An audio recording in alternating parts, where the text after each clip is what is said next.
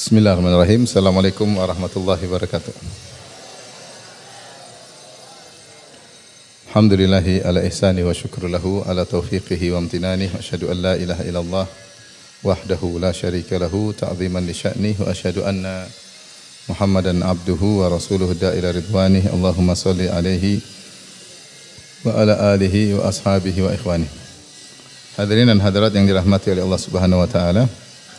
Kita lanjutkan bahasan kita dari tafsir juz 29 dan pada kesempatan kali ini kita akan bahas tafsir surat Al-Insan. Al-Insan yang artinya manusia ya.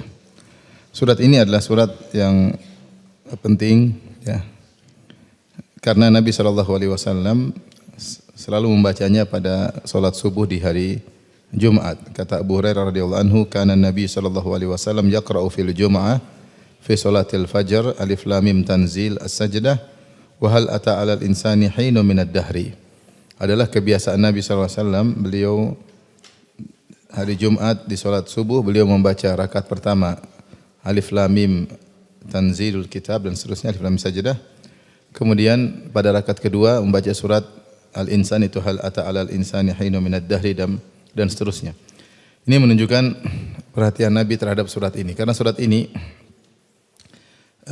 menjelaskan tentang hakikat manusia, dari mana berasal, kemudian kenapa diciptakan untuk diuji, kemudian bagaimana nasib mereka di akhirat, yang bersyukur mendapatkan surga yang begitu indah, kemudian yang kafir mendapatkan siksaan dari Allah Subhanahu wa taala. Karena manusia harus diingatkan dengan hakikat mereka dan tujuan hidup mereka serta bagaimana kesudahan mereka di akhirat kelak. Adapun nama surat ini, maka ada beberapa nama. Namun yang sering disebut adalah pertama surat Al-Insan ya. Kemudian di antaranya juga surat Hal Ata, ini juga di antaranya juga surat Al-Amshaj. Al-Amshaj. Jadi ketika para ulama menyebutkan nama satu surat, mereka biasa memilih nama yang spesifik dalam surat itu, sehingga kalau disebut orang akan tahu surat tersebut. Seperti mereka menyebut awal surat Hal Ata 'alal insan, surat Hal Ata, oh berarti surat itu. Atau mereka mengatakan surat Al-Insan, karena Al-Insan disebutkan di awal surat. Hal Ata 'alal insan, ya. Oh ini surat itu. Atau mereka mengatakan mencari kalimat yang spesifik seperti amsyajin. Ya, amsyajin nabtalih amsyaj. Amsyaj ini tidak datang dalam Al-Qur'an kecuali dalam surat ini. Sehingga mereka memilih kata ini, kata mereka surat Al-Amshaj. Karena kata Amshaj ini tidak datang dalam surat-surat yang lain. Sehingga mereka memilih kata yang bisa menunjukkan, kata yang lebih spesifik menunjukkan surat yang dimaksud. Sehingga penamaan surat terkadang bisa satu surat ada beberapa nama. Tidak lain tujuannya agar bisa mengidentifikasikan surat tersebut yang dimaksud, dimaksud. Adapun surat Al-Insan, maka ada khilaf di kalangan para ulama apakah dia surat Makkiyah ataukah dia Madaniyah atau dia Makkiyah dan Madaniyah sekaligus. Pendapat pertama bahwasanya ada yang mengatakan surat ini dari awal sampai akhir adalah surat Makkiyah. Maksudnya ayat pertama sampai ayat terakhir semuanya turun sebelum Nabi berhijrah. Kita sering menceritakan atau menyampaikan bahwasanya yang disebut dengan ayat Makkiyah atau surat Makkiyah itu surat yang turun sebelum Nabi berhijrah. Pendapat kedua bahwasanya surat ini dari awal sampai akhir adalah Madaniyah, yaitu turun setelah Nabi berhijrah.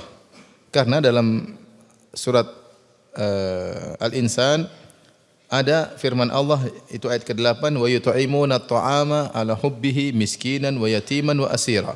Di antara ciri-ciri orang beriman yaitu mereka memberi makanan kepada orang miskin, yatim dan asir. Dan asir itu tawanan. Dan kita tahu bahwasanya kaum muslimin tidak memiliki tawanan kecuali setelah mereka berhijrah dan dalam perang Badar, itu tahun 2 Hijriah. Sehingga mereka mengatakan surat ini Madaniyah. Buktinya dalam surat tersebut ada ayat tentang tawanan, dan tawanan tidak ada di fase Mekah. Fase Mekah justru kaum muslimin yang ditawan, yang disiksa, yang dibunuh. Sehingga mereka mengatakan surat Al-Insan adalah surat Madaniyah. Pendapat ketiga mengatakan bahwasanya surat Al-Insan adalah Makkiyah. Semuanya kecuali ayat ini. Kecuali ayat ini. Wallahu alam bisawab. Saya lebih condong bahwasanya surat Al-Insan adalah makkiyah melihat dari kontennya yang berisi tentang hari kiamat, dan itu adalah konten-konten ayat-ayat atau surat-surat makkiyah. Adapun ayat yang nomor 8 yaitu imana ta'ama ala hubbihi miskinan wa yatiman wa asira, mereka memberi makanan kepada orang miskin, anak yatim dan asiran, ya. Maka dikatakan oleh para ulama zaman dahulu juga terjadi tawan-menawan di antara kabilah-kabilah Arab, ya. Mereka ada tawanan dan mereka berbuat baik kepada tawanan tersebut, tidak harus dalam tawanan perang besar seperti perang Badar. Ala kulli hal, masalah makkiyah atau madaniyah tidak begitu mempengaruhi tafsir daripada ayat-ayat tersebut. Ini hanya sekedar untuk tambahan ilmu tentang surat-surat tersebut. Tapi kalau kita lihat nuansa suratnya, isinya tentang iman kepada hari akhirat, tentang surga dan neraka, dan itu adalah nuansa surat-surat makkiyah. Taib. Kita masuk pada ayat yang pertama. Allah Subhanahu wa taala berfirman, "Hal ata 'alal insani hinum minad dahri lam yakun syai'an madhkura." Hal ata, bukankah pernah datang kepada manusia suatu waktu dari masa yang di mana manusia belum merupakan suatu yang dapat disebut. Di sini hal ini ada dua pendapat. Pendapat pertama tentang hal ata, hal ini adalah dalam bahasa Arab adalah istifham, pertanyaan, bukankah atau apakah bukankah telah datang, hal ata. Dan istifham dalam Al-Qur'an sering disebut ada yang namanya istifham takriri, yaitu pertanyaan untuk penetapan, dan ada namanya istifham ingkari, pertanyaan untuk mengingkari. Seperti pertanyaan Allah dalam rangka mengingkari, Allah mengatakan a ilahun ma Allah, apakah ada Tuhan selain Allah? Jawabannya tentu apa? Tidak. Allah bertanya bukan tidak tahu, tapi untuk mengingkari keyakinan mereka ada Tuhan selain apa? Allah. A ilahun ma Allah. Kalau ada pertanyaan untuk menetapkan, ya. Afillahi syakkun fatiris samawati wal ard, apakah ada keraguan? Ya, tentu tidak ada keraguan, ya. Seperti penetapan seperti ini, hal ata 'alal insan, bukankah telah datang pada manusia suatu masa di mana mereka tidak disebut sama sekali. Ya. Ini menunjukkan Allah ingin menetapkan bahwasanya pernah ada masa seperti ini. Pertanyaan Allah bukan untuk bertanya, tapi dalam rangka untuk menetapkan. Ya. Ini disebut dengan istifham takriri. Ya. Istifham takriri. Untuk mengetahui istifham takriri atau istifham ingkari tinggal dijawab. Kalau jawabannya tidak berarti itu ingkari, kalau jawabnya iya berarti itu takriri. Ya, namanya penetapan. Bahkan Imam Al-Bukhari berpendapat hal di sini bukan istifham tapi maknanya adalah sungguh. Maknanya qad. Maknanya qad. Saya sebutkan semua dalam buku. Ada yang mengartikan hal di sini maknanya qad. Jadi kalau kita baca hal ata 'alal insani hinum minad dahri lam yakun syai'an madhkura, maknanya qad ata 'alal insan, sungguh telah datang pada manusia masa waktu di mana manusia bukan sesuatu yang disebut sama sekali. Dan ini menguatkan hal di sini istifham, maknanya istifham takriri. Jadi Allah ingin menegaskan, mentakrir bahwasanya ada suatu masa manusia tidak disebut sama sekali. Tujuan dari ayat ini adalah untuk mengingatkan kita bahwasanya kita ini bukan siapa-siapa. Kalau kita 1000 tahun yang lalu, kita ini tidak ada yang nyebut-nyebut kita. Kita enggak ada dan tidak ada yang nyebut-nyebut kita. Enggak ada sama sekali. Nabi Adam alaihissalam diciptakan belakangan. Setelah penciptaan malaikat, jin, baru kemudian Nabi Adam. Kata Nabi SAW, khuliqatil malaikatu min nur, wa khuliqal jan mimma riji min nar, wa khuliqa Adam mimma wusifa lakum. Malaikat diciptakan dari cahaya, jin diciptakan dari nyala api, dan Nabi Adam diciptakan dari tanah sebagaimana yang telah dijelaskan dalam Al-Quran. Nah, ketika Allah menciptakan malaikat, atau sebelum, ada waktu zaman dulu sekali, mungkin sebelum malaikat, Nabi Adam, manusia secara umum, baik Nabi Adam maupun manusia, tidak ada sama sekali. Tidak ada sama sekali dan tidak disebut-sebut sama sekali. Nanti ketika Allah ingin menciptakan Nabi Adam baru Allah cerita kepada malaikat. Tapi zaman sebelum itu manusia tidak ada sama sekali. Ketiadaan ada dua tingkatan. Ketiadaan yang pertama belum ada tapi sudah disebut-sebut. Belum ada tapi sudah disebut-sebut. Misalnya suatu pabrik mengatakan kami akan mengeluarkan suatu produk mobil dengan model-model begini. Belum ada mobilnya, tapi sudah disebut-sebut namun belum ada. Dan ada ketiadaan yang lebih sempurna, tidak ada dan belum disebut sama sekali. Kita aja 100 tahun yang lalu, ada yang nyebut kita? Enggak ada. Supaya kita sadar bahwasanya kita ini bukan apa-apa, maka jangan sombong. Kita ini dulu 100 tahun lalu enggak ada yang nyebut-nyebut sama sekali. Kita benar-benar ketiadaannya sempurna. Kemudian Allah ciptakan dari tidak ada menjadi ada. Agar manusia tidak lupa bahwasanya dia tercipta dari ketiadaan yang sempurna menjadi manusia, dari ada dan disebut. Dahulu tidak ada dan tidak disebut-sebut. Makanya Allah mengatakan, hal ata 'alal insani hinun minad dahri lam yakun syai'an madhkura. Bukankah telah datang atau sungguh telah datang kepada manusia zaman di mana dia dulu bukanlah sesuatu yang disebut. Dia bukan sesuatu dan dia bukan disebut. Ketiadaannya sempurna. Setelah itu Allah Subhanahu wa taala menjelaskan bagaimana manusia diciptakan. Allah mengatakan, "Inna khalaqnal insana min nutfah." Sungguhnya kami ciptakan manusia dari nutfah. Kalian dari tidak ada sama sekali, kami ciptakan manusia dari air mani. Nutfah, air mani. Amsyajin yang tercampur. Tujuannya apa? Nabtalihi, kami untuk mengujinya. Faja'alnahu sami'an basira, maka kami jadikan dia mendengar dan kami menjadikan dia melihat. Di sini Allah mulai menjelaskan bagaimana proses keberadaan manusia. Manusia itu bisa ada dari ketiadaan yang sempurna, bisa ada ya. Diciptakan dari nutfah. Nutfah adalah cairan yang keluar dari kemaluan lelaki. Cairan yang hina, orang kalau ada tertempel di bajunya dia akan cuci. Kadang dia jijik dengan cairan tersebut. Itulah manusia ya. Banyak dalam ayat Allah mengatakan falyanzuril insanu mimma khuliqa. Manusia hendaknya melihat dari mana dia diciptakan. Khuliqa mimma indafiq, dia diciptakan dari air yang terpancar, maksudnya air mani. Dalam ayat yang lain mimma immahin, dari air yang hina, dari air yang hina. Ya. Namun dalam ayat ini Allah mengatakan min nutfatin amsyaj, dari air mani yang tercampurkan. Nah, di sinilah kata para ulama ini di antara i'jaz ilmi tentang mukjizat Al-Qur'an, tentang ilmu biologi. Di zaman dahulu ketika turun Al-Qur'an, orang-orang Arab dahulu menyangka bahwasanya manusia itu tercipta dari air mani dan tidak ada kaitannya dengan wanita. Wanita hanya sekedar wi'a, hanya sekedar bejana yang fungsinya menjaga air mani tersebut sehingga menjadi manusia. Ternyata Allah jelaskan bahwasanya manusia bukan tercipta dari air mani saja, tetapi air mani yang bercampur dengan sel ovum, dengan sel telur wanita. Maka ini sudah Allah isyaratkan 1400 tahun yang lalu, sebelum orang-orang Arab Badui ketika itu, orang Arab tinggal di jazirah mengerti akan hal ini.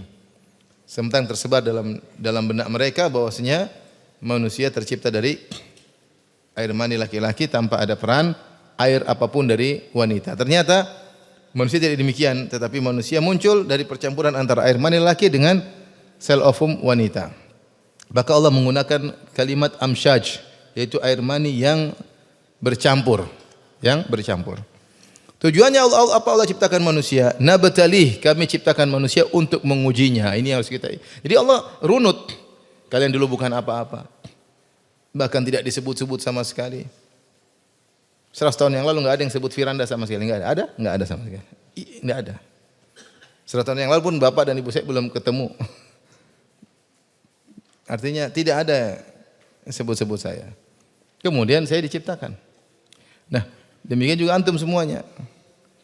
Diciptakan dengan air mani yang hina yang bercampur dengan sel ovum wanita yang keluar dari kemaluan wanita. Makanya disebutkan manusia keluar dari kemaluan 2 kali, dari kemaluan bapaknya, kemudian ketika melahirkan dari kemaluan apa? Ibunya. Maka tidak usah sombong. Tidak usah sombong. Kemudian ingat tujuan dia dihidupkan di atas muka bumi ini. Nabtalih, kami ingin mengujinya. Bukan untuk main-main, bukan untuk bersenang-senang saja. Kamu diciptakan untuk diuji. Dan ujian itu ada hasilnya. Setiap hari kita sedang diuji. Makanya saya mengatakan kita ini manusia ibarat sedang masuk dalam ruangan ujian. Masing-masing sedang di depannya ada lembaran kertas dan dia ngisi jawaban. Kapan saja bisa saja kertasnya diambil tiba-tiba. Ketika dia sedang memberi apa? Jawaban. Kita tiba-tiba dicabut nyawanya kapan saja. Sementara kita sedang diuji sekarang. Makanya ketika Nabi mengatakan ad-dunya hulwatun khadirah wa inna Allah mustakhlifukum fiha fayanzur kaifa ta'malun. Sungguhnya dunia itu manis dan hijau dan Allah menjadikan kalian tinggal di atas muka bumi. Buat apa? Fayanzur kaifa ta'malun. Allah ingin melihat apa yang kalian lakukan. Sehingga setiap gerak-gerik kita ada catatannya. Sungguhnya kita dalam medan ujian. Kapan selesai ujian kalau nyawa kita dicabut? Langsung ada hasilnya.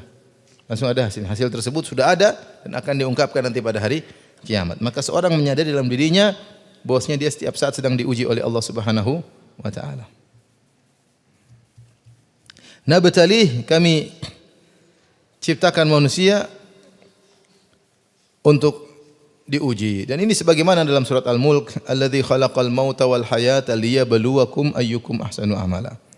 Dia yang menciptakan kehidupan dan kematian untuk menguji kalian siapa di antara kalian yang terbaik amalannya, Nabtalih, kami ciptakan manusia untuk mengujinya. Kata Allah, faja'alnahu sami'an basira. Sebagai instrumen agar mereka diuji, Allah lengkapi manusia bisa mendengar dan bisa apa? Melihat. Disitulah medan ujian. Mendengar dan bisa apa? Bisa melihat. Karena dengan mendengar dan melihat itulah baru datang ujian-ujian di hadapannya. Dia teruji dengan apa yang dia dengar, dia teruji dengan apa yang dia lihat. Dan itulah corong yang masuk ke hati, yang masuk dalam hati pun dari apa yang dia dengar dan apa yang dia lihat. Sehingga dia mengolah data tersebut. Jadi dia mengumpulkan data dari apa yang dilihat dan apa yang dia dengar, kemudian dia mengolah dalam dadanya, apakah dia qanaah, apakah dia hasad, apakah dia dengki, apakah suudzon. Demikian juga mulutnya berbicara akibat apa yang dia dengar dengan apa yang dia lihat. Kalau tidak ada yang dia dengar, tidak ada yang dia lihat, apa yang mau dibicarakan? Enggak ada. Makanya Allah menyebutkan faja'alnahu sami'an basira, kami jadikan dia mendengar dan melihat. Karena itulah medan ujian kembali kepada penglihatan dan pendengaran. Dari sini mengingatkan kita, ikhwan dan akhwat, bapak dan ibu rahmati Allah Subhanahu wa taala, bahwasanya semua yang kita lihat ini adalah bahan ujian. Semua yang kita dengar adalah bahan apa? Ujian. Kita enggak boleh melihat sembarangan, kita enggak boleh mendengar sembarangan. Dan apa yang sudah terlihat dan terdengar, maka kita harus mengolahnya dengan baik. Memberi jawaban ujian dengan baik. Dan terlalu banyak ujian di zaman sekarang ini dengan penglihatan. Siapa yang berinteraksi dengan medsos, dia akan melihat berbagai macam penglihatan, yang itu semua adalah ujian baginya. Siapa yang berinteraksi dengan medsos, maka dia akan mendengar banyak berita dan itu semua adalah ujian baginya. Yang hasil ujiannya terkadang terlihat dari komentarnya, dari statusnya, dari gerak-gerik hatinya. Maka seorang selektif dalam melihat dan mendengar. Kalau zaman dahulu para ulama mengingatkan tentang fudulun nazar, jangan disebut fuduli. Fuduli itu berlebih-lebihan, ingin tahu yang bukan urusannya, disebut dengan fuduli. Ada rajul fuduli, ini rajul, orang ini fuduli, itu sering kepo, ingin tahu urusan yang bukan apa? Urusannya. Dulu diingat oleh para ulama karena fudul itu menyebabkan banyak dosa. Ya. Masuk ke rumah orang misalnya, dia bertamu, lihat semua. Ternyata ya banyak komentar, kalau banyak lihat banyak yang di komentar. Akhirnya terkadang melihat yang haram. Lewat depan kompleks, lihat-lihat rumah orang. Lama-lama kan ada yang kebuka auratnya. Iya enggak? Jadi fudul, udah jalan lewat depan aja, jangan lewat kanan kiri. Kamu jalan mau kemana? Ke depan, ke depan, jangan tengok kanan kiri. Fuduli berlebihan. Jangan juga sering mendengar, ada orang duduk dua ngobrol, dengar, ngobrol apa sih? Boleh ikut dengerin. Ini fuduli, bukan urusanmu. Nah, Ini semua menambah beban ujian bagi kita. Maka kita dilarang fuduli oleh para ulama. Nah, kalau bahasa kita sekarang kepo. Dan kepo itu kembali kepada pendengaran dan apa? Penglihatan. Nah, kalau orang sudah pegang medsos pasti fuduli, pasti. Pasti atau tidak? Pasti. Buka YouTube pasti fuduli, kan pengen tahu gini. Buka YouTube. Apa ini? Klik, udah. Lihat iklan dulu, dengar musik, baru nonton berita. Beritanya yang bawa acara cantik jelita. Kemudian tentang kasus esek-esek. Tambah lagi lihat. Kemudian apa lagi? Sudah lengkap dosa dalam waktu 5 menit. Cukup 5 menit, cukup dosa. Malaikat catat banyak. 5 menit sudah banyak dosa yang bisa dicatat. Semua karena fuduli. Maka kita perlu sadar bahwasanya bahan ujian kita adalah pada yang kita lihat dan pada yang kita apa? Dengar. Allah berkata, "Nabtalih." Kami ciptakan dia untuk kami uji. Faja'alnahu sami'an basira. Kami jadikan dia mendengar dan kami jadikan dia apa? Melihat. Orang yang paling bahagia, orang yang selektif dalam apa yang dilihat, apa yang dia dengar. Semakin selektif dia semakin bahagia, semakin dia bisa mengurus perkara yang urusannya. Makanya benar sabda Nabi SAW, min husni islamil mar'i tarkuhu ma la ya'ni. Di antara keelokan Islam seorang adalah meninggalkan yang bukan urusannya. Apalagi ibu-ibu.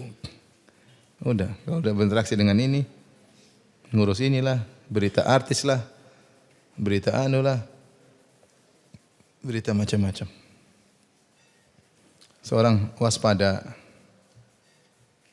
Karena ternyata bukan cuma mendengar melihat aja, mendengar melihat itu mengolah data itu harus terungkap dengan kata-kata, komentar, status, dan terungkap dengan sikap isi hati, kebencian, kedengkian, hasad. Itu semua dari mendengar dan melihat.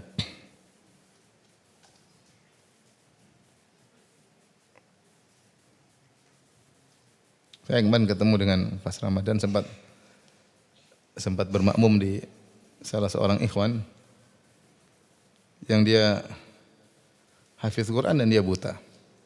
Tapi semua kita ngobrol sama dia senyum terus. Allah telah menyelamatkan dia dari banyak fudul. Ya mungkin dia masih dengar-dengar tapi kan berkurang. Bukannya dia buta kemudian dia merengut, sedih, enggak, dia tetap senyum, ketawa, mudah tertawa. Kita ngobrol senyum sama dia, Masya Allah. Kita banyak yang lihat, banyak semakin pusing. Banyak semakin dengar, semakin apa, Bu? Pusing. Akhirnya lihat istri pun ikut pusing. Lihat suami apalagi tambah pusing. Jadi ikhwan, hati-hati. Selektif dalam melihat dan selektif dalam apa? Mendengar. Kemudian Allah jelaskan setelah kami siapkan instrumen bagi dia untuk bisa mendengar dan melihat sebagai bahan ujian, maka Allah uji. Kata Allah Subhanahu wa taala, "Inna hadainahu sabila imma syakira wa imma kafura." Kami tunjukkan kepada dia jalan yang lurus.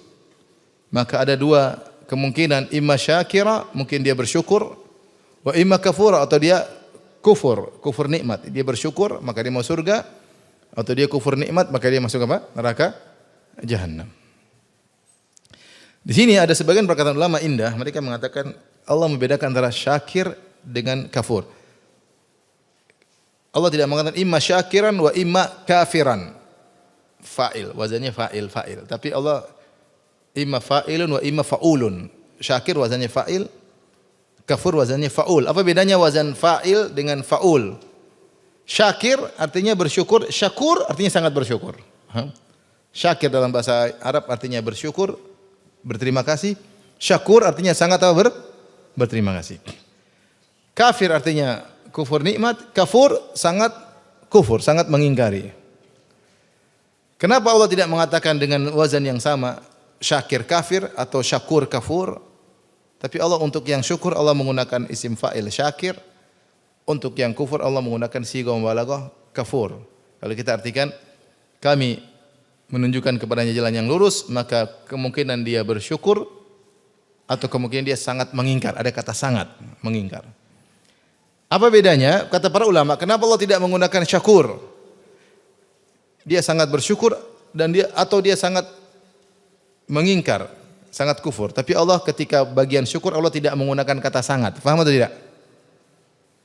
Ini kan artinya inna hadainahu sabila, kami menunjukkan kepada jalan, imma syakiran kalau enggak bersyukur atau sangat kufur. Allah tidak mengatakan kalau syakur tidak sangat bersyukur atau tidak sangat apa? Sangat bersyukur atau sangat kufur. Tapi ketika bagian syukur Allah tidak menggunakan kata sangat. Faham? Tapi ketika kufur Allah menggunakan kata sangat kufur. Kenapa dibedakan kata sebagian ulama? Karena syarat masuk surga tidak harus sangat bersyukur. Seorang dikatakan orang yang bersyukur sudah bisa masuk surga. Kalau dia menjadi sangat bersyukur derajatnya lebih tinggi. Artinya syarat untuk masuk surga tidak seberat harus sangat bersyukur, tidak. Anda dikategorikan sebagai orang bersyukur sudah bisa masuk apa? Surga. Tapi kalau Anda syakur, sangat pandai bersyukur, lebih tinggi lagi surganya. Tapi untuk masuk surga cukup jadi orang yang bersyukur. Beda dengan masuk neraka. Masuk neraka kafur, sangat ingkar. Tidaklah Allah masukkan seorang dalam neraka kecuali dia adalah kafur. Sangat ingkar, ingkar nikmat. Artinya parah.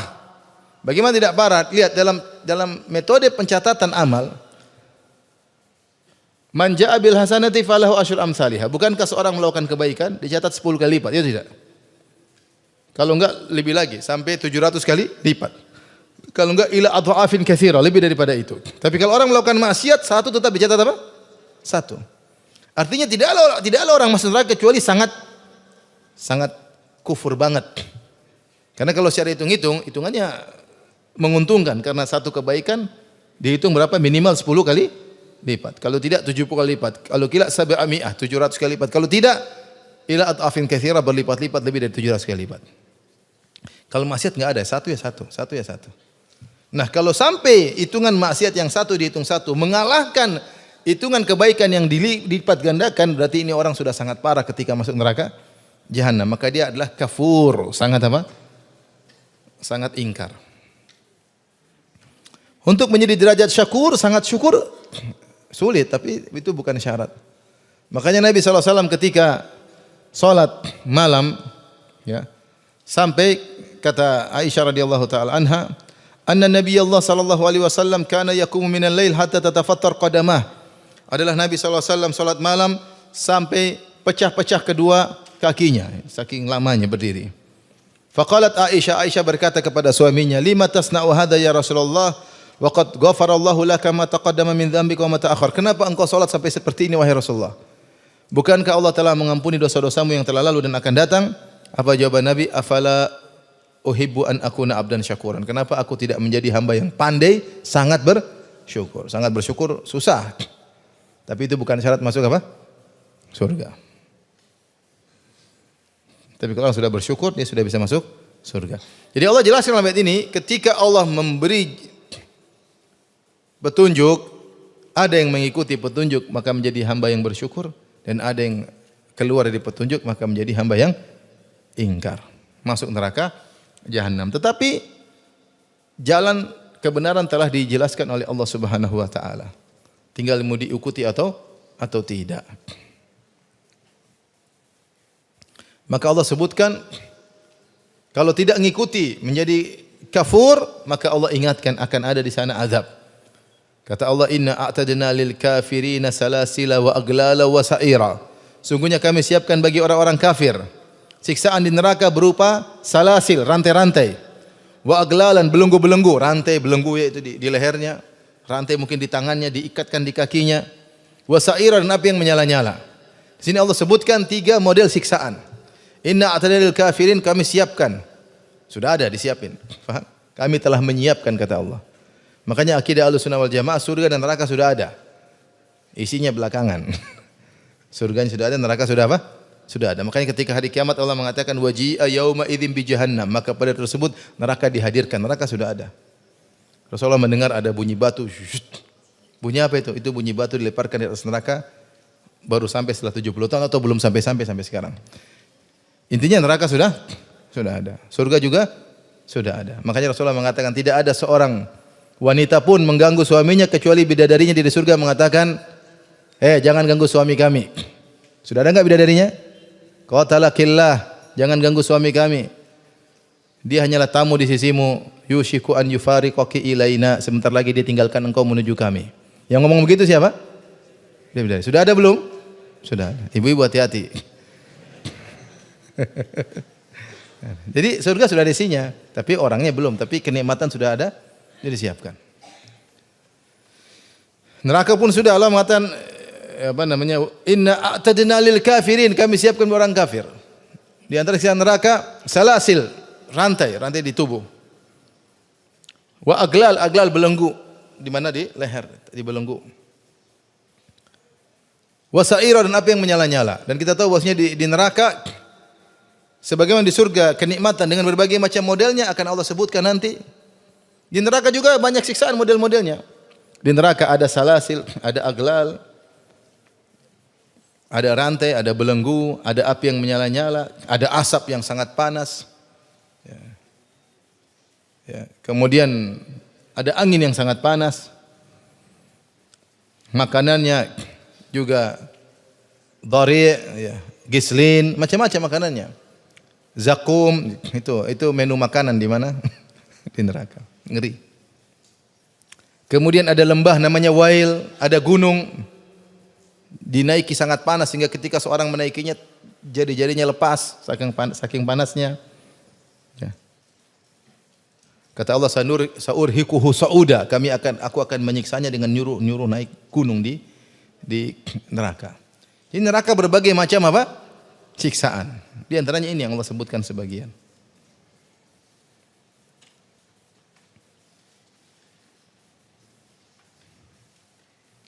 Khudhuhu faqullu. Allah mengatakan tangkap dia, kemudian belenggu dia. Dan seterusnya. Jadi Allah menyebutkan tentang bahwasanya di neraka itu siksaan beragam. Dan saya sudah bahas dengan detail dalam buku saya Syarah Rinci Rukun Iman tentang neraka. Secara umum siksaan di neraka itu ada dua, siksaan fisik dan siksaan batin. Siksaan batin pun berbagai macam. Siksaan fisik berbagai macam.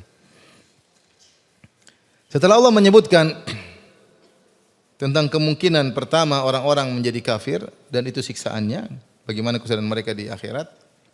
Setelah itu Allah sebutkan tentang kemungkinan kedua orang-orang yang bersyukur, maka mereka mendapatkan nikmat di surga.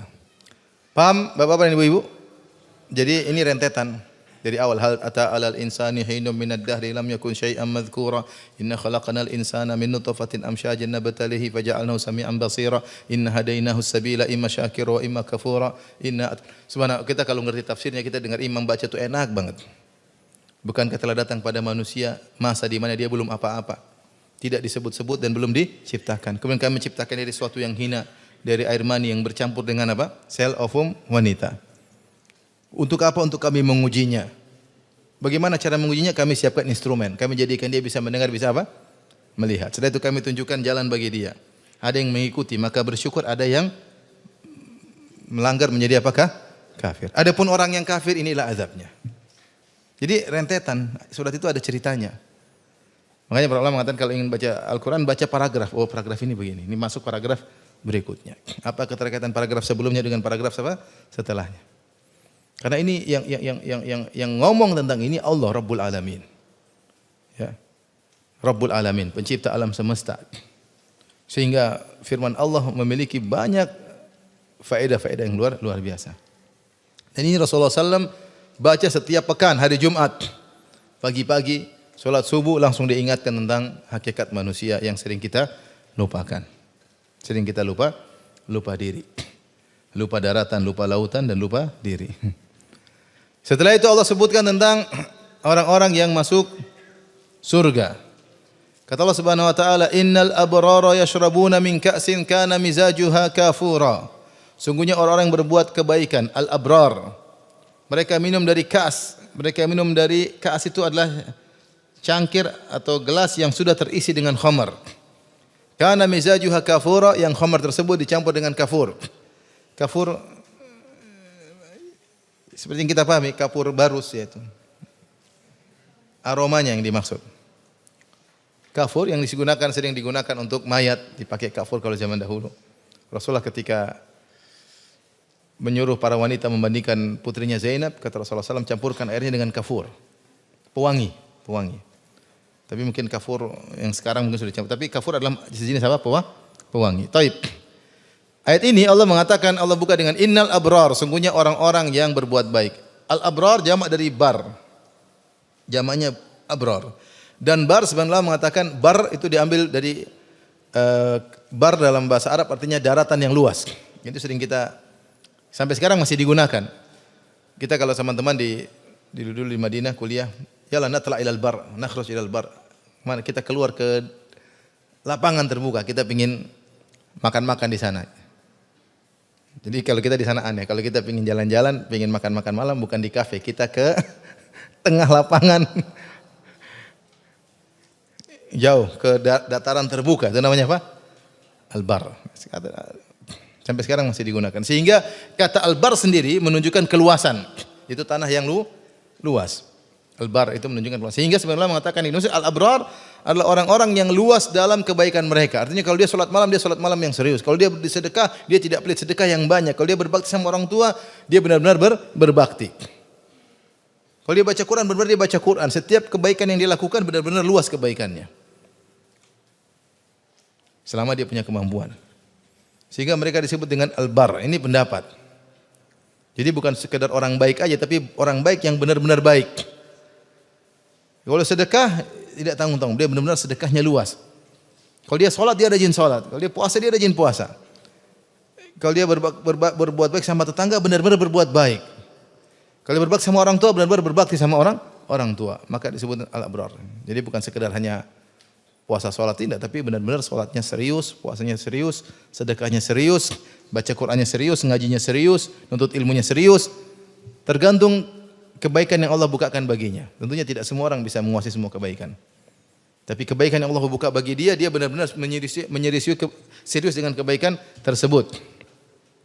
Ada pendapat mengatakan al-abrar seperti saya nukil di sini, perkataan Ibnu Umar, lihat halaman 426, kata Ibnu Umar, innama sammahumullahu jalla sana'uhu al-abrar li'annahum barrul aba wal abna. Allah menamakan mereka dengan al-abrar karena mereka berbuat baik kepada orang tua dan berbuat baik sekaligus kepada anak-anak. Karena ada tipe manusia yang hanya berbuat baik kepada salah satunya. Jadi kemungkinan manusia ada 3. Yang pertama, tidak berbuat baik kepada dua-duanya. Ya, durhaka kepada orang tuanya dan juga tidak perhatian sama anak-anaknya. Ini ada model seperti ini. Ada atau tidak? Ada.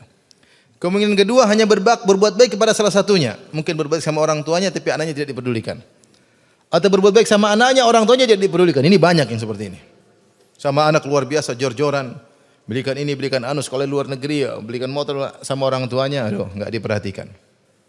Orang tuanya memble pun tidak dia kasih. Enggak diperhatikan.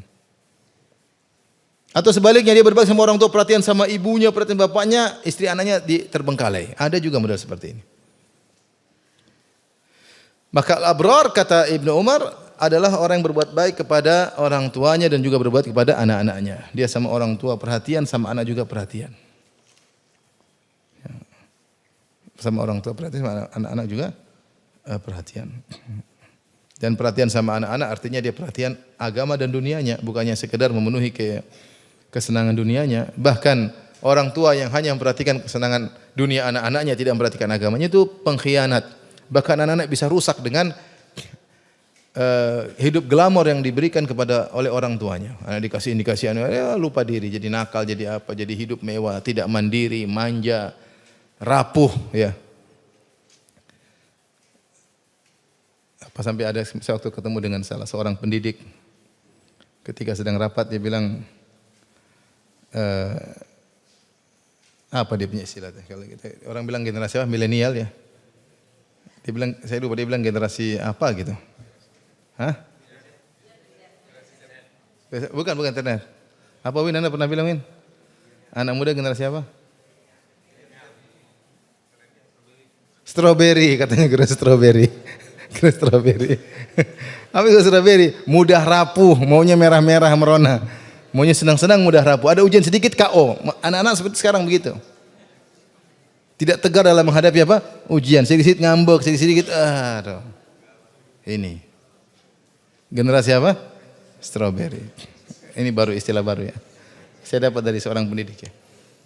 Jadi kita berbuat baik sama anak-anak bukan berarti kita memberikan apa yang mereka mau. Enggak, kita didik, kita ajar mereka mandiri.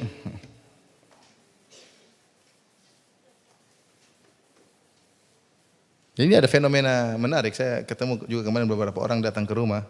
Mereka punya sekolah. Mereka mengeluhkan ada sekolah tahfidz, tapi anak tahfidz itu dimanja. Pokoknya suruh hafal Quran terus, tapi tidak pernah disuruh nyuci baju sendiri, tidak pernah bersihkan ini, tidak. Sehingga biasa dilayani.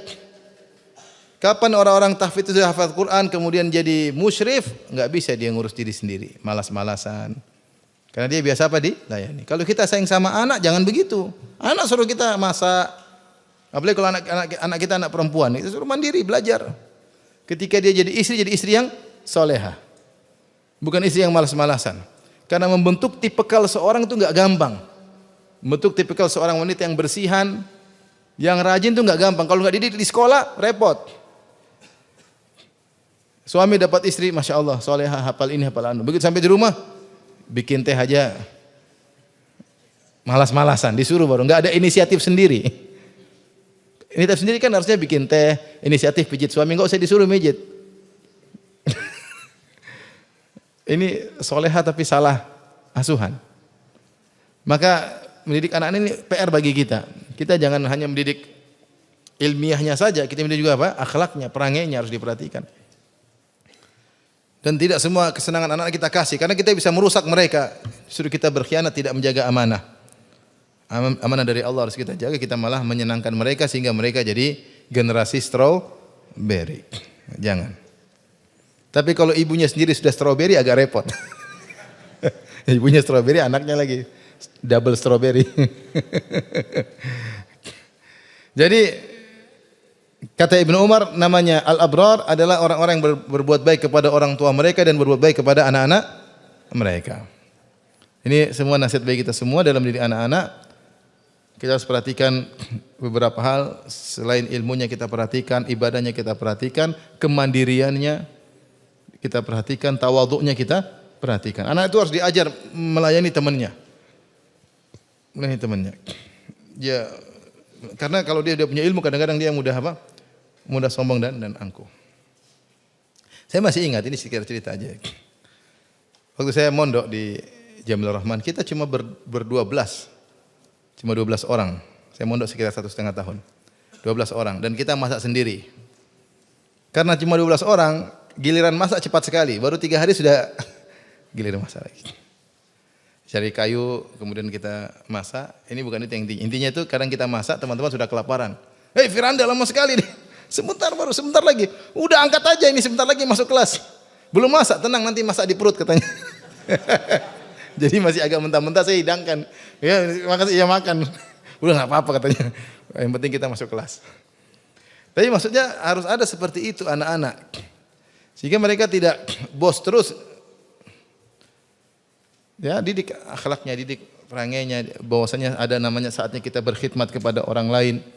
Ini kalau tidak dididik di sekolah kapan lagi? Sementara di rumah saja kita nyenangin mereka. Waktunya liburan masa mau disuruh-suruh. Jadi orang tua yang cerdas di rumah dia ajar anaknya, tapi tidak semua orang tua seperti itu.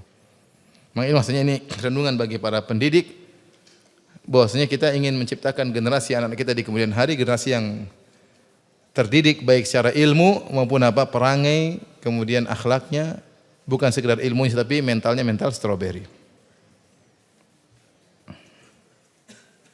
Saya sampaikan ini karena baru beberapa malam yang lalu ada beberapa pendidik yang main ke rumah, kemudian mereka mengeluhkan hal-hal ini. Saya bilang ini penting untuk diperhatikan. Ya. Bahkan saya bilang perlu, ini mungkin kalau ada yang mendengar perlu pondok-pondok membuat kurikulum khusus ketika kelas 3 SMA atau 1 SMA atau 2 SMA tentang kurikulum kerumah tanggaan. Baik laki-laki maupun perempuan. Mengingat banyak sekali problem rumah tangga yang terjadi sekarang. Tentang kalau laki-laki kurikulum tentang bagaimana berbuat baik sama istri, pahalanya bagaimana dan seterusnya. Kalau wanita bagaimana berkhidmat kepada apa? Suami dan bagaimana didik anak-anak. Dibuat kurikulum, diujikan. Sehingga mereka entah mereka amalkan tidak tapi terngiang-ngiang dalam benak mereka. Sehingga ada praktek cara masak, cara ujiannya diantaranya masak, setrika, itu diajarin dong. Karena kita lihat sekarang ibu tidak semuanya bisa seperti ngajarin anak, mereka sibuk sendiri, sibuk medsos. Kapan sempat ngajar? Di rumah ada pembantu-pembantu ya disuruh-suruh. Kapan ngajar anak-anak? Ini perlu kita renungkan ya. Sehingga anak kita ketika kita serahkan putri kita kepada seorang laki, putri kita bisa menjadi sebab kebahagiaan laki tersebut. Kalau kita serahkan laki, anak kita terima wanita dengan nikah dengan laki-laki kita, ini anak laki bisa membahagiakan wanita tersebut. Dia tahu kewajibannya sebagai seorang apa? Suami. Ya. Saya pernah ketemu dengan seorang, dia adalah wakil amir di Mekah 10 tahun dan wakil amir di Madinah kalau tidak salah 10 tahun juga. Jadi dia penguasa Mekah dan penguasa Madinah. Karena amir adalah harus dari pangeran, dia bukan jalur pangeran, tapi dia yang menjalani semuanya, dia wakil. Dia datang beberapa kali Indonesia, kita ngobrol sama dia, bilang, saya dulu Firanda, saya ketika nikah, dan demikian juga kak saya nikah, saya masih SMA, kelas 2 saya menikah. Dia laki-laki. Saya nikah sama istri saya tidak boleh keluar rumah, saya tinggal di rumah. Orang tua saya ngajarin gimana jadi suami, jadi diajarin. Satunya ini bagaimana istrinya diajarin. Jadi saya tinggal bertahun-tahun sampai saya punya anak, sampai saya punya pekerjaan baru saya boleh keluar apa? Rumah. Jadi orang tuanya didik. Dinikahkan segera untuk ya menyelamatkan masa depannya. Orang tidak nikah-nikah pikirannya macam-macam. Apalagi mulai kemudian dia cerita, dulu orang tua saya seperti itu. Masya Allah orangnya baik, rajin baca Quran, soleh. Masya Allah. Saya pernah ke rumahnya waktu di Mekah diundang. Masya Allah ya. Ya rumahnya besar lah, lebih besar daripada rumah saya tentunya. Karena dia wakil Mekah dan wakil gubernur Mekah, wakil gubernur apa? Madinah. Kalau saya raja, tapi raja di rumah sendiri. Tapi ini maksudnya renungan bagi kita. Kita semua punya anak. Kita harus, anak-anak juga demikian yang hadir. Jangan karena hafal Quran mau jadi bos aja, enggak ya. Berkhidmat kepada kawan. Latih diri untuk buatkan teh buat kawan. Mungkin latih diri lah untuk berkhidmat kepada yang lain. Ya. Kita dapat pahala seperti itu. Taib. Kata Allah Subhanahu wa taala, "Innal abrara yashrabuna min ka'sin." Min ka'sin dia minum dari ka'as. Ka'as itu adalah cangkir atau gelas, tidak disebut ka'as kecuali sudah ada isinya. Sudah ada isinya. Isinya adalah khamar. Kita tahu bahwasanya minuman di surga adalah apa? Khamar dengan berbagai macamnya. Khamar tersebut aromanya wangi. Kana mizajuha kafura, dan campurannya adalah kafur. Kita tahu di dunia kafur bukan untuk dimakan, bukan dikonsumsi. Tapi kafur adalah pewangi yang diletakkan untuk mandikan mayat atau untuk apa? Untuk mewangikan air yang digunakan untuk mandikan mayat. Tapi fungsinya bukan untuk diminum. Tetapi di akhirat kafur dicampur dengan khamar dan dia bisa dikonsumsi dari sisi wanginya, aromanya.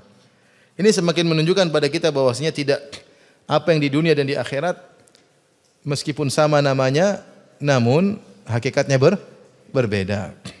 Tapi kita pahami tapi hakikatnya berbeda. Seperti pohon, kita paham makna pohon. Di surga juga ada pohon. Tapi jangan kita bayangkan pohon di surga sama dengan pohon di dunia.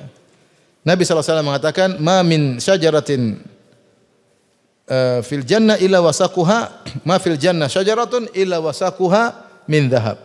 Tidak ada satu pohon pun di surga kecuali batangnya dari emas. Batangnya dari apa? Emas. Kita udah bingung, emas gimana? Emas berakar, apa emas bercabang kita. Tapi pohon disebut dengan apa? Pohon. Sehingga kalau disebut nikmat dunia sama nikmat surga, kita paham maknanya tapi hakikatnya pasti apa? Berbeda.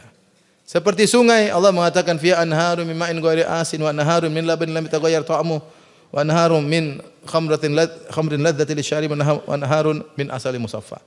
Di surga ada sungai-sungai, bukan satu sungai. Sungai-sungai dari air yang jernih. Ya. Yang tidak kejadiannya tidak berubah. Ada sungai-sungai mengalir isinya susu yang tidak berubah rasanya. Beda dengan susu dunia. Susu ini kita biarin lama-lama kecut. Jadi yogurt basi tapi dibiarin lama-lama apa? Kecut. Susu di akhirat enggak berubah-ubah, begitu enak aja gitu aja. Sungai isinya apa? Susu. Kalau di dunia mandi susu mahal, di surga tinggal loncat. Lagi mandi mungkin ikannya putri duyung. Di sini ikan paus sama ikan hiu. Kemudian sungai-sungai isinya apa? Khamr ladzatil lisyaribin, isinya khamr yang lezat untuk peminumnya, lezat. Bayangkan sungai isinya khamr. Wa anharum min asalin musaffa, dan sungai isinya madu yang murni. Kemudian sungai-sungai tersebut dalam riwayat disebutkan anharun tajri min ghairi ukhdud, sungai-sungai yang mengalir tanpa ada lubangnya. Jadi sungai mengalir di atas daratan. Bukan ada lubang kemudian taruh apa? Sungai. Jadi ketika kita bilang sungai, kita cuma paham sungai itu suatu aliran yang mengalir, tapi hakikatnya beda dengan sungai di dunia. Dari sisi kontennya, isinya berbeda, dan dari bentuknya juga apa? Berbeda. Sama seperti pohon tadi. Pohon kalau kita ya kayu. Di sana ternyata batangnya dari apa? Emas. Luar biasa. Kalau pohonnya saja indah luar biasa, gimana lagi bidadarinya? Kalau kita bilang wanita, kita paham. Makna wanita kita paham, wanita ya begitu. Tapi hakikat wanita dunia dengan wanita akhirat pasti berbeda. Kata Nabi SAW, "Lau tala'at imra'atun min ahli jannah, la adha'at ma bainahuma, wa la mala'at ma bainahuma riha, wa la nasifuha ala ra'siha khairun min ad-dunya ma fiha." Kalau ada seorang wanita surga nongol, maka akan memberi penerangan antara langit dan bumi, semua terang. Kalau Jakarta semua lampu mati, ada wanita surga nongol, terang benderang, Masya Allah.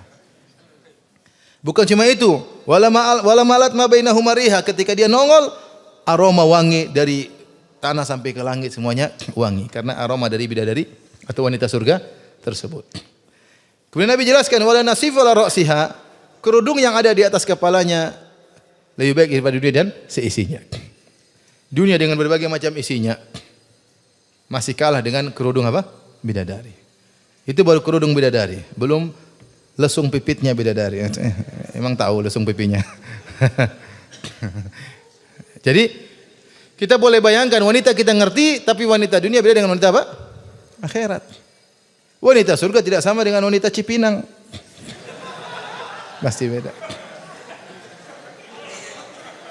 Oleh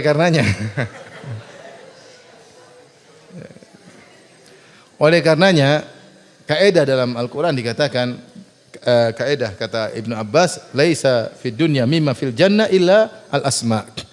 Tidak ada sesuatu pun yang ada di surga dibandingkan dengan di dunia kecuali yang sekedar nama. Contohnya ini, Allah menyebutkan kafur. Kafur di dunia tidak dikonsumsi. Cuma sebagai campuran air untuk memandikan mayat supaya tidak bau. Tapi kafur di akhirat dikonsumsi. Ya, dicampurkan ke khamr, kemudian bisa dikonsumsi, diminum.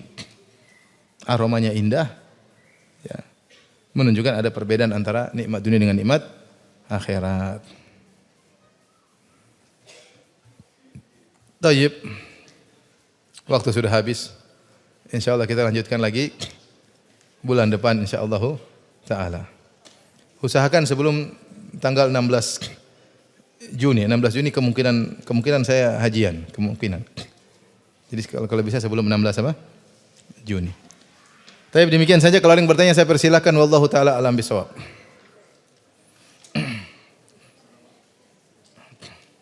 Assalamualaikum warahmatullahi wabarakatuh. Assalamualaikum. Semoga Ustadz dan keluarga selalu dalam lindungan Allah Subhanahu wa taala. Amin. Amin.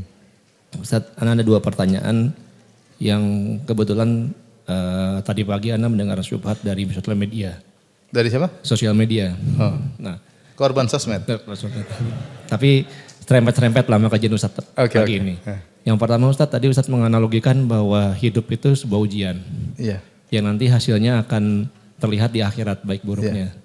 Nah, syubhatnya adalah kalau memang terlihat di akhirat, kenapa ada siksa kubur? Yang pertama. Terus yang kedua, seorang psikolog mengatakan bahwa anak bisa menjadi korban ambisi orang tuanya. Seorang dokter pengen anaknya pengen menjadi dokter misalnya. Iya. Tapi misalnya kalau dalam pandangan Islam, seandainya anak pribadi pengen menyerahkan anak ke mahat atau insya Allah bisa masuk UIM, itu apa merupakan suatu korban ambisi orang tua? Syukran, jazakallahu khair. Azab kubur atau nikmat kubur muqaddimah.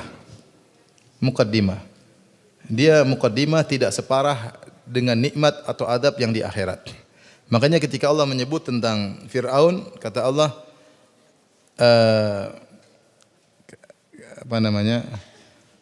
An-naru yu'raduna 'alaiha ghuduwan wa 'ashiyya wa yauma taqumus saa'ah adkhilu ala fir'auna asyaddal adzab. Kata Allah, sekarang Fir'aun dan bala tentaranya dipaparkan kepada mereka api neraka, diperlihatkan sehingga mereka ketakutan, mereka dapat siksa kubur. Kemudian kata Allah, wa yauma taqumus saa'ah, nanti hari kiamat, perhatikan. Adkhilu ala fir'auna asyaddal adzab, masukkan Fir'aun dalam azab yang lebih pedih. Berarti ada perbedaan antara azab alam barzah dengan azab apa? Akhirat. Dalam surat Ghafir, nanti bisa dicari ayat berapa. Ketika Allah menyebutkan tentang kaum Nabi Lut, kata Allah Subhanahu wa taala, "Kadzdzabat qaumu Lutin bin nuzur, inna arsalna 'alaihim hasiban illa ala Lut, najjaynahum bisahar. Ni'matan min indina kadzalika najzi man syakar. Wa laqad anzarahum batashatana fatamaru bin nuzur, wa laqad rawadu an dhaifihi fatamasna ayunahum fadhuku 'adzabi wa nuzur, wa laqad sabbahahum bukratan 'adzabun mustaqir." Sungguh kami telah menimpakan mereka di pagi hari azab kepada kaum Nabi Lut alaihissalam, bukratan di pagi hari, adzabun mustaqir, azab yang terus menerus, azab yang kontinu. Kapan itu? Ketika mereka bermaksiat, kemudian malaikat Jibril datang mengangkat dengan sayapnya, kemudian diangkat ke langit, dijatuhkan dan mereka dimasukkan dalam bumi, disiksa. Kemudian azabun mustaqir, azab yang terus menerus. Jadi mereka diazab sejak dulu sampai hari kiamat sampai seterusnya. Tapi mereka sedang diadab enggak sekarang? Adab. Allah mengatakan adzabul mustaqir, adab yang terus menerus. Itu adab kapan berarti? Adab kubur, adab di alam barzakh maksud saya.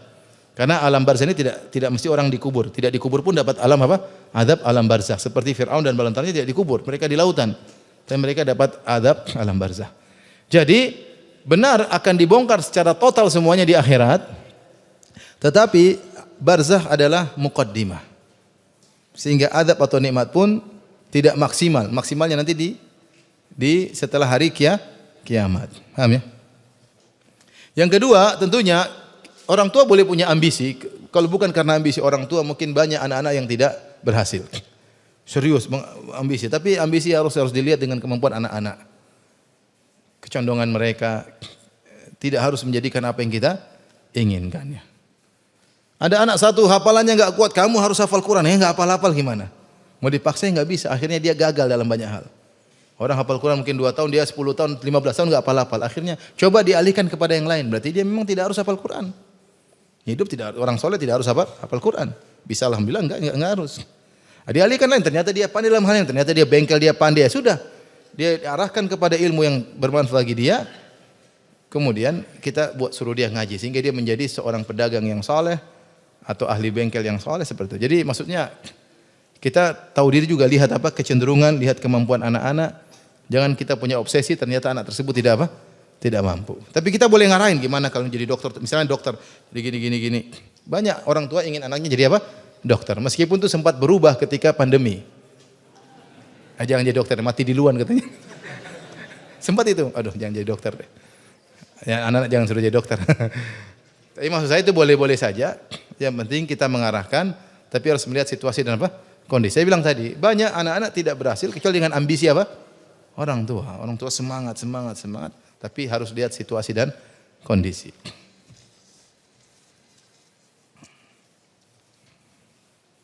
Ustadz, anak puasa Ayyamul Bid 12, 13, 14. Karena tanggal 15 ada acara, ternyata acaranya batal. Kalau anak puasa juga pada tanggal 15 masih boleh.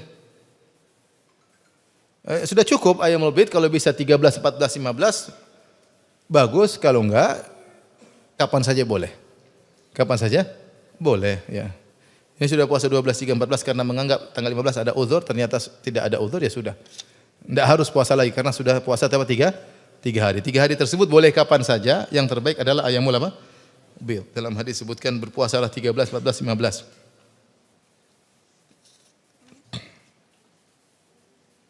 Tadi Ustaz bilang kita suka lihat medsos. Jadi itu berdosa enggak? Bukan berdosa. Kalau yang lihat adalah kebaikan, kajian, oke. Ya, tanpa menumbalkan kewajiban-kewajiban yang lain. Seorang wanita di rumah, dia lihat kajian, bagus, senang. Kalau ada panggilan suaminya ya tinggalin kajian. Ya, nanti Mas lagi kajian, jangan. Itu salah prioritas ya. Tapi yang kita khawatirkan bukan cuma lihat kajian lihat 1 jam, selain kajian 5 jam, itu jadi masalah. Jadi medsos bukan terlarang, artinya silakan lihat tapi sesuai dengan apa? Keperluan. Jadi kalau kita lihat kehidupan artis di HP itu dosa ya. Kehidupan artis apa yang mau ditiru? Kalau laki-laki ya lihat artis cewek pasti kebuka kan, rata-rata kebuka apa? Auratnya. Pasti apa namanya? Bukan nyuci mata, ngotorin mata. Terus melihat buat apa? Ada gibah, namimah, kemudian terpengaruh dengan gaya hidup mereka, ikut mempopulerkan mereka. Buat apa? Buat apa? Kalau ada tujuan syar'i, oke. Kalau enggak, buang-buang umur dan hanya mempopulerkan apa? Mereka. Artinya ikut-ikutan, pingin seperti mereka. Wih, ternyata gini, ternyata gini. Dan banyak kehidupan orang-orang tenar itu hanyalah drama. Banyak apa? Drama.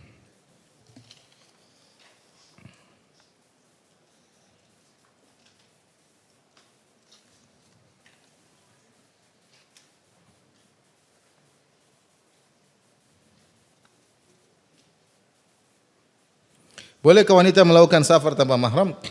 Jangan safar tanpa mahram kecuali darurat atau hajah syadidah, keperluan yang sangat mendesak. Kalau tidak ada keperluan mendesak tidak perlu. Ya. Kalau kita mau berobat enggak ada suami ya sudah, berobat. Ya. Atau darurat atau keperluan mendesak. Jangan menggampang-gampangkan, pingin jalan-jalan keluar kota dari Jakarta Bandung tanpa mahram sama ibu-ibu semuanya ya. Tidak boleh seperti ini, menggampangkan. Jangan. Kalau darurat bolehlah, tapi kalau cuma tanpa keperluan ngapain? Sama kalau sudah tidak ada yang bisa temani, tidak ada, semua suami sudah mati, anak-anak pada enggak mau, ya itu mungkin. Selama ada yang mau tunggu sabar. Ya. Kalau enggak ada yang mau ya baru insya Allah enggak apa-apa ya. Ya. Ya, pemerintah Saudi mungkin melihat mereka punya kebijakan sendiri. Pertama mereka punya kebijakan mungkin mereka melihat pendapat yang lain karena sebenarnya mengatakan boleh selama safar itu apa? Aman, mungkin. Dan tentu tidak semua yang kedua tidak semua yang ditetapkan oleh pemerintah sana berarti Al-Qur'an dan Sunnah, tidak harus kan? Tidak harus. Tapi intinya kemungkinan mereka melihat apa? Khilaf sehingga mereka membolehkan. Tinggal tugas masing-masing, meskipun ada orang yang membolehkan, tinggal masing-masing menjaga apa? Menjaga diri. Paham?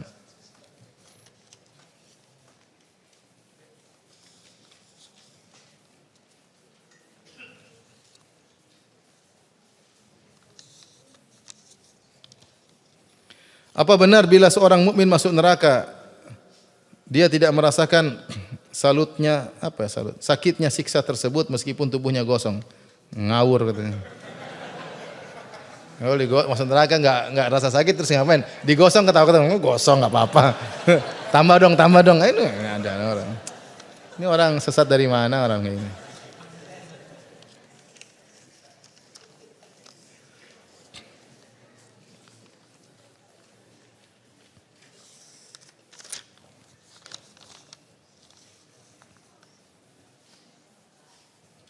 Kalau kita para akhwat salat berjamaah, apakah imam harus selesai salat harus menghadap ke makmum juga berzikir seperti imam laki-laki? Hukum asal aturan terhadap laki-laki dan wanita sama saja. Ya, bagus kita balik kita melihat ibu-ibu ya melihat mereka mungkin ada yang tidak datang atau ada apa. Hukum asalnya sama laki-laki dengan apa? Perempuan. Wallahu alam bisawab. Pertanyaan terakhir, kalau ada kerabat yang marah kepada kakak kandungnya dan tidak mau maafkan sampai ke akhirat, padahal adiknya sudah minta maaf kepada kakak iparnya, apa yang dilakukan si adik supaya kakaknya mau maafkan? Permasalahannya adanya adiknya dikasih bantuan uang tanpa seizin istrinya. Jadi istrinya ipar tidak ikhlas dianggap hutang. Oh, ini kecuali kalau uang istrinya. Ini istri yang tidak benar seperti ini. Suaminya bantu adiknya kok dia marah-marah. Memang duit dia. Kalau itu duit dia, tidak apa-apa dia marah-marah. Itu duit suaminya. Suaminya juga yang berbuat baik, menyambung silaturahmi. Ya, minta maaf aja kalau nggak mau biarin aja. Minta maaf ya. Bilang, Mbak, ini kemarin kakak kasih uang 5 juta, buat kamu 2 juta deh. Tapi ini dalam hal ini posisi istrinya salah ya. Jadi kalau kita ada sengketa sama orang, pastikan kita yang benar. Kalau kita dalam posisi salah, minta maaf berulang-ulang sampai dia maafkan. Tapi kalau kita posisi benar dan kita ingin ngalah secukupnya, tidak usah merendahkan diri. Minta maaf dia, oh ini yang salah kok. Emang duit dia, ini duit kakak saya. Ini perempuan-perempuan yang kurang ajar seperti ini. Ngatur uang suami berlebihan. Kalau kamu sudah gemuk, sudah selesai, apa urusannya lagi? Kecuali kamu belum makan kurus kerempeng baru. Udah gemuk, udah punya mobil, udah punya rumah, masih lagi menguasai duit suami. Perempuan macam apa tidak tahu bersyukur kepada Allah Subhanahu wa taala. Ya. Lihat saja banyak wanita yang kesusahan. Banyak janda-janda yang kesusahan. Sudah diberi suami oleh Allah tidak tahu berterima kasih. Insyaallah ibu tidak demikian ya, insyaallah. Allah alam ya. Baik, demikian saja kajian kita. Insyaallah kita lanjutkan sebelum 16 Juni. Nanti kita kontak-kontak lagi. Subhanakallah bihamdik asyhadu an la ilaha illa anta astaghfiruka wa atubu ilaik. Assalamualaikum warahmatullahi wabarakatuh.